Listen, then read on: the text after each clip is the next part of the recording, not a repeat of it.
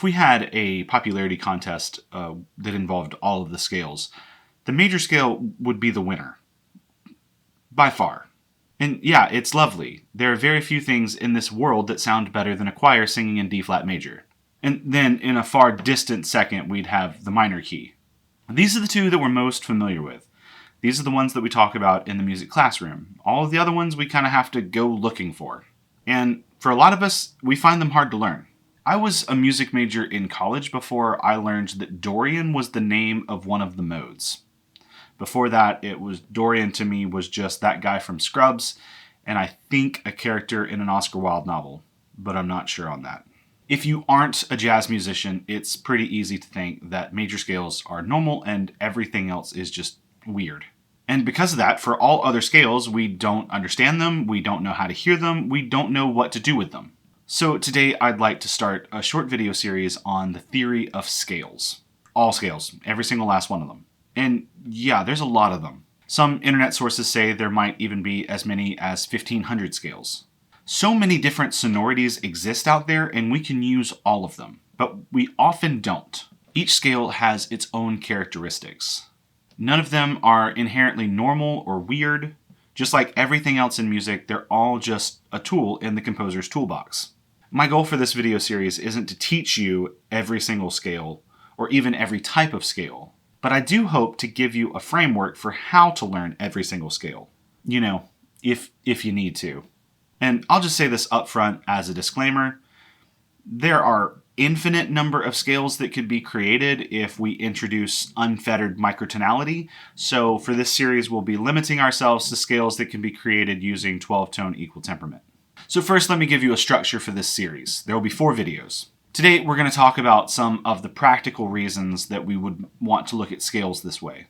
We always want to start with the practical, but especially when we're digging into an abstract topic. Then in the next 3 videos, we'll look at number 1, the simple way that all scales work, number 2, why we might choose to use a particular scale, and 3, how different types of scales relate to one another. But today, let's start with the practical. Why should we, as musicians, learn how to learn every single scale? If you understand the underlying theory behind scales, you will understand and have access to all scales. Hey, I just wanted to cut in real quick and let you know about my weekly email, the Double Bar newsletter. This newsletter is designed to help musicians create better music and to find their signature sound through deepening their understanding of music.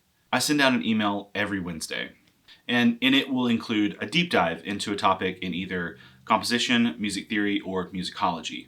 I'll also have new music recommendations as well as music resources that I think that you'll find helpful. I'll also share what it is that I'm working on in my creative projects and what I'm learning, and through that we can learn to be better musicians together. So make sure to subscribe to that newsletter by clicking on the link in the description below. But before we get into any of the theory, let's look at the practical reasons. If you're looking to do musical analysis, which we often do on this channel, then knowing every single scale allows us to know what it is that we're looking at. Let's take a look at this piece from Debussy.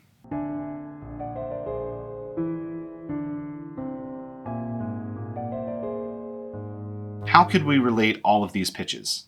If our framework only includes major and minor, this isn't going to make much sense, and it's not going to provide any meaningful answers. So what is happening?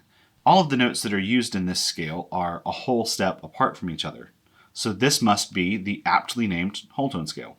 If you're a performer, then learning how to learn every scale allows you to play more pieces. If your fingers only know the major scale, you're going to be limited in what you can play. Even if you don't technically need to know the names of the scales that you're playing, if you do know the patterns of all the scales, you're going to be able to learn the piece faster. Music theory helps speed up memorization.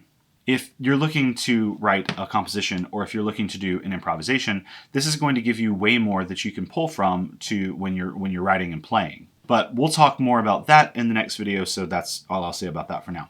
And finally, ear training. Knowing how scales work allows you to hear them as they are. So those are some practical reasons why we might want to learn how to learn every scale. And now that we've figured out why we're doing this, I hope to see you in the next one where we will actually learn how to learn every scale. That video should be popping up on the screen somewhere right about now, unless you're watching it in the first week that I released it, and then it's not going to pop up. I haven't finished editing that one yet. Gosh, I'm so behind. If you'd like to buy me a cup of coffee, there's a link for that down in the description. I edited this part of the video at about 3 a.m.